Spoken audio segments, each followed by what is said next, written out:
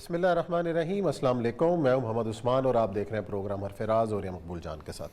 ناظرین، امریکہ کے سابق صدر باراک اوباما کی ایک نئی کتاب جو زیر طبع ہے، اس کا ایک چیپٹر سامنے آیا جس کے اندر ایبٹ آباد میں جو آپریشن کیا گیا اسامہ بن لادن کے حوالے سے، اس حوالے سے کچھ انکشافات سامنے آئے ہیں اور آج اس انکشافات کے اوپر گفتگو کریں گے کہ کیا واقعی یہ آپریشن کیا تھا، اسامہ بن لادن وہاں موجود بھی تھے یا نہیں، کیا کہانی تھی اور کیا فسانہ، اس پہ کریں گے بات۔ اور ایک اور اہم بات، بڑا چرچا رہا کہ وزیراعظم عمران خان صاحب نے اپنے بینوئی کے پلاٹ پر قبضہ جو ہے وہ چھڑا لیا، لیکن عملاً صورتحال آج یہ ہے کہ وہ قبضہ اب بھی قائم ہے اور عدالت نے اس کے اوپر ایک اسٹے آرڈر دے رکھا ہے۔ اس ایشو پر بھی کریں گے گفتگو اور پروگرام کے آخر میں افغانستان کے حوالے سے گفتگو کریں گے کہ امریکہ نے وہاں اپنی فوج ایک طرف تو نکالنے کی باتیں ہو رہی ہیں اور دوسری طرف پینٹاگون یہ کہہ رہا ہے کہ فوج موجود رہے گی، یہ کھلا تضاد کیا ہے، اس پہ کریں گے بات۔ لیکن بڑھتے ہیں اپنے پہلے موضوع کی جانب، اور یہ سب ایبٹ آباد کا واقعہ ہوا، پوری اس وقت کی سب سے بڑی خبر تھی، لیکن جو باراک اوباما صاحب نے لکھا کہ جو پاکستان کو جب اطلاع دی گئی تو پاکستان کا جو رد عمل تھا توقع سے زیادہ جو تھا وہ نرم تھا، یعنی کہ سب وہ سمجھ رہے تھے کہ بڑا سخت جو ہے وہ رد عمل سامنے آئے گا، لیکن ہوا کچھ نہیں۔ دیکھیں، امریکہ میں 1 مئی کی 12 یا 2 بجے ہوں گے جب یہ واقعہ شروع ہوا جی، اور شام تک، امریکہ کی شام ہوتے ہوتے یہ واقعہ مکمل ہو گیا۔ یہ واشنگٹن پوسٹ کا لوپ چل رہا ہے، اس کو دیکھیے گا۔ اگلے دن صبح 7 بجے جب واشنگٹن پوسٹ آتی ہے، اس میں آصف زرداری صاحب کا آرٹیکل آتا ہے، پاکستان ڈڈ اٹس پارٹ،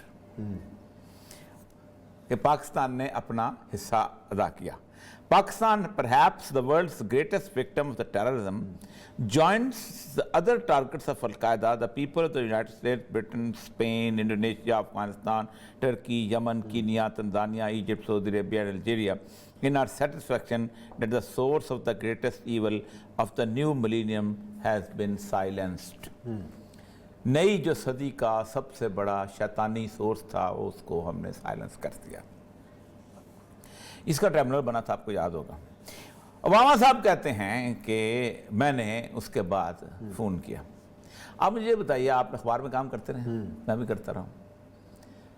اخبار میں کتنا عرصہ پہلے تک آرٹیکلز جو ہیں وہ تیار ہوتے ہیں، لکھے جاتے ہیں، سارا، اور پھر ایڈیٹوریل پیج تو صبح ہی تیار ہو جاتا ہے، جتنا بھی ہو، اس کے باوجود بھی آصف زرداری کا آرٹیکل within 2-3 hours تیار ہونا، پھر واشنگٹن پوسٹ میں جانا۔ جو پہلی بات تو یہ ہے کہ میں اس ٹریبونل میں پیش بھی ہوا تھا، ایبٹ آباد کمیشن جب بنا تو اس میں پیش، جوید اقبال صاحب، یہی نیب کے چیئرمین، تو بڑا انہوں نے لمبا چوڑا انہوں نے ٹریبونل، دنیا کا ہر بندے کو بلا لیا، وہ تو میرا ایک پلی تھی کہ اس کے 2 مئی سے پہلے، کچھ 4 مہینے پہلے، 3-4 مہینے پہلے، فورن جو ہے اپنا منسٹر ہیلری کلنٹن، اس نے ایک آرٹیکل لکھا تھا، اور ہیلری کلنٹن جب جہاں آئی تھی لاہور میں، تو جو 45 منٹ کی جو باچی مسجد کا دوران، ظاہر بات ہے باچی مسجد میں آپ اس کو انٹیمیٹ نہیں دکھا سکتے،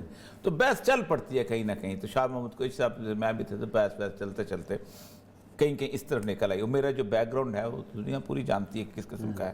تو بحث کے دوران آئی گاٹ اے فیلنگ کہ اس وقت یہ لوگ افغانستان سے پورے سے وائنڈ اپ کا پروگرام بنائے ہوئے ہیں، اور یہ چاہتے ہیں کہ ہماری منیمم پریزنس ہو۔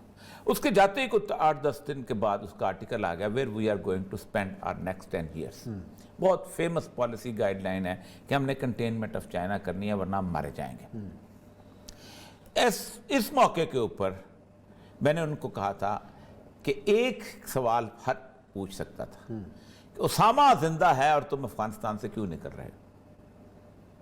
اور اسامہ کو زندہ رکھا گیا تھا، اچھا، کیونکہ میری اپنی جو تھوڑی بہت معلومات افغانستان کے حساب سے ہیں، اوباما کی جو صحت تھی، اوباما کی جو کنڈیشنز تھیں، اس کنڈیشن کے حساب سے میں اس کو کنٹرڈکٹ نہیں کرتا پاکستان کی ہے، لیکن میری یہ ہے کہ اس طرح کے علاقے میں ڈائلسس مشین کے ساتھ اسامہ کی کنڈیشن، اسامہ جو کنڈیشن تھی، صحت تھی، اس طرح کے رہنا جو ہے ناممکنات میں سے۔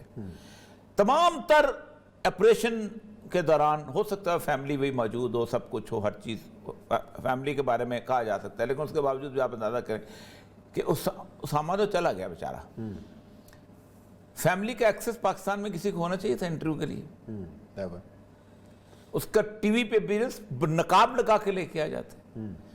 اس کے بعد دوسری بات یہ ہے کہ آپ صدام حسین کی ویڈیو لیک کراتے ہیں جس کے پیچھے وہ علامہ صلی اللہ محمد وآل محمد باقر صدر کو پڑھ رہا ہوتا ہے اور وہ قرآن پڑھتے ہوئے آتا ہے. ٹھیک, آپ اس کے دونوں بیٹوں کی لاشیں لیک آؤٹ کرتے ہیں اور پوری دنیا کو دکھاتے ہیں بلٹ ریڈن.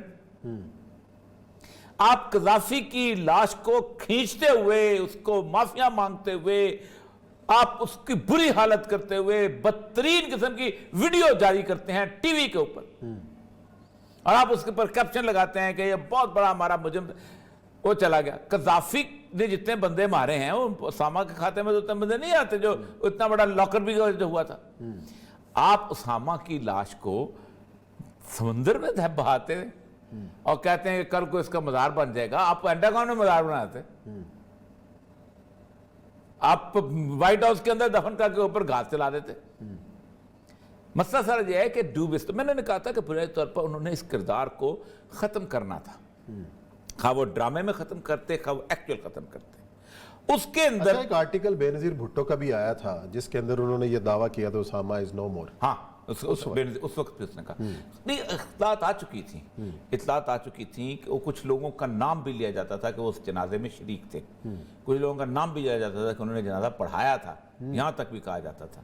لیکن چونکہ اس واقعے سے کتنا عرصہ پہلے کی بات؟ یہ کو 2 سال پہلے کی بات. 2 سال. حمید گل صاحب نے مجھے پتا چلا, نام بتایا تھا, یہ تو بڑا معتبر حوالہ ہے. بہت نام, ان کے بیٹے زندہ ہیں, ان سے پوچھ لیجئے گا. اور اس وقت 2-3 لوگ اور بھی موجود تھے جب میں ایک اور سیاسی جماعت کے مرحوم قائد بھی, جی ہاں, وہ بھی کہتے تھے. تو مسئلہ سارا یہ ہے کہ یہ اب یہ مجھے اس لیے نا یہ جو بایوگرافیز لکھی ہوتی ہیں نا, میں نے زندگی میں لوگ کہتے ہیں تم بایوگرافی لکھو, اگرچہ کہ لوگ مجھے بار بار آج کل لکھتے ہیں کہ جو آپ عمران خان کو کہتے ہو کرکٹ سے نکلو, تم ڈپٹی کمشنر سے نہیں نکلتے ہو. او بھائی, میری ڈپٹی کمشنر ریلیٹڈ چیز ہے, میری ڈپٹی کمشنری وہ کام ہے جو عمران خان صاحب کو ابھی کرنا چاہیے, کیونکہ ظاہر بات ہے لا اینڈ آرڈر اسی سے کرنا چاہیے. مثالیں اس لیے کہتے ہیں اس لیے, ٹھیک. اصل مسئلہ یہ ہے کہ اب صورتحال یہ ہے کہ اسامہ کے بارے میں ایک اور میں بتاؤں آپ کو, ایک اور سب سے امپورٹنٹ چیز بتاؤں. اسامہ کا القاعدہ نے ایک ہیڈ کوارٹر اپنا اناؤنس کیا تھا 2007 میں پاکستان کو. اچھا. اور القاعدہ کا ایک رول ہے کہ ہم جس ملک میں جا کے اپنا ہیڈ کوارٹر بناتے ہیں ہم وہاں کچھ نہیں کرتے. اچھا.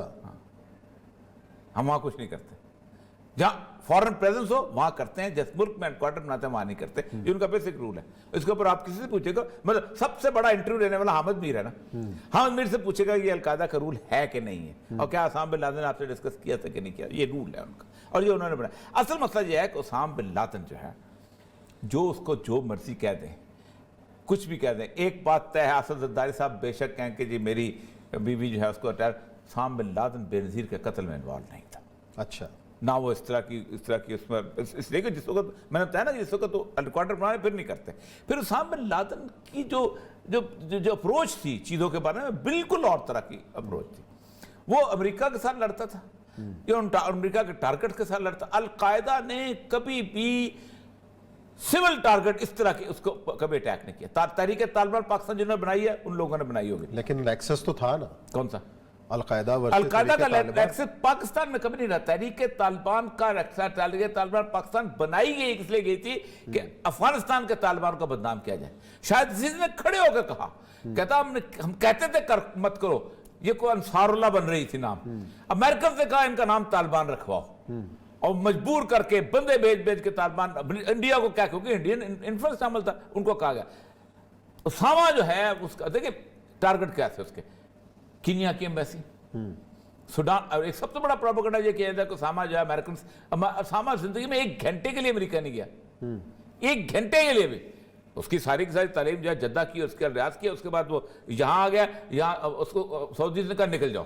وہ یہاں آ گیا, یہاں انہوں نے کہا یہ نکل جائیں, یہاں سے اٹھ کے وہ سوڈان چلا گیا, سوڈان میں اس نے ایئرپورٹ بنایا سوڈان کا, سوڈان کی اس نے بہت بڑی فیکٹری لگائی جس کو اس کی میڈیسن کی, جو کہ واحد فیکٹری تھی جو دوائی دیتی تھی سوڈان کے غریب لوگوں کو. امریکہ نے اس کو بومبنگ کی. کیوں بومبنگ کی؟ کیونکہ بیسیکلی وہ کہتے ہیں کہ الجزائر میں جو اسلامک سالویشن فرنٹ جیتی ہے وہ اسامہ کے پیسے سے جیتی ہے. وہ بھائی لوگوں کے ووٹ خریدے جاتے ہیں کبھی؟ الجزائر کے اندر, الجزائر تو ان کا بیسس تھا نا, اس کے اندر اسلامک سالویشن فرنٹ 90% ووٹ لے کے جیت گئی تھی. تو اسامہ کی القاعدہ آج تک ان کے لیے ہوا ہے. اس وقت ایک اور بات بتاؤں, اسامہ کی القاعدہ جو ہے انڈیا کے لیے ہوا ہے. اس کا مطلب ہے انڈیا میں اگر ہیڈ کوارٹر بنا دیا القاعدہ نے تو انڈیا میں کچھ نہیں کرے گی. مسلم ملک کے بارے میں, مسلم ملک, کسی بھی مسلمان ملک کے بارے میں, انہوں نے پاکستان کے بارے میں انہوں نے فیصلہ کیا تھا القاعدہ. اصل میں امریکہ کے نزدیک اب القاعدہ ہوا رہ نہیں گئی. تو داعش جو آ گئی اس کی جگہ پہ, امریکہ داعش تو نے خود کریٹ کی ہے. دیکھیں داعش جو ہے نا, داعش کی فارمیشن جو ہے 2003 میں ابو بکر البغدادی سے پہلے ہوتا تھا عمر البغدادی. عمر البغدادی جو ہے آپ اندازہ کریں صدام پہ حملہ بعد میں ہوا ہے, عمر البغدادی پہ پہلے ہوا ہے. وہ مرا ہے. ابو البغدادی جو تھا, جو ابو غریب جیل میں تھا, یہ پروفیسر تھا, اس کو نکالا گیا, نکال کے اس کو ایک کہا گیا دیکھو بات سنو, ہم تمہیں علاقہ دے دیں گے, تم وہاں خلافت کا اعلان کر دو. جب تم خلافت کا اعلان کرو گے پوری دنیا سے مسکین جہاد کے شہدائی آئیں گے, کوئی بیلجیم سے بیچارہ, کوئی فرانس سے, وہ سارے وہاں پہنچ گئے. جب وہ سارے اکٹھے ہو گئے ان سب کو مار دیا انہوں نے. وہ تو باقاعدہ پلانٹڈ تھی جو داعش تھی. وہی انڈیا اس میں کہہ رہے ہیں آپ الامارہ کی جو ویب سائٹ پہ جائیں, اس وقت جتنا ظلم ہو رہا ہے. آخری سوال یہ کہ جو یہ کمیشنز کی رپورٹ آتی ہیں, کمیشن بنا, آپ کا بھی بیان ہوا, رپورٹ کہاں ہے؟ آنی چاہیے. ہم تو کہتے ہیں کب آئے؟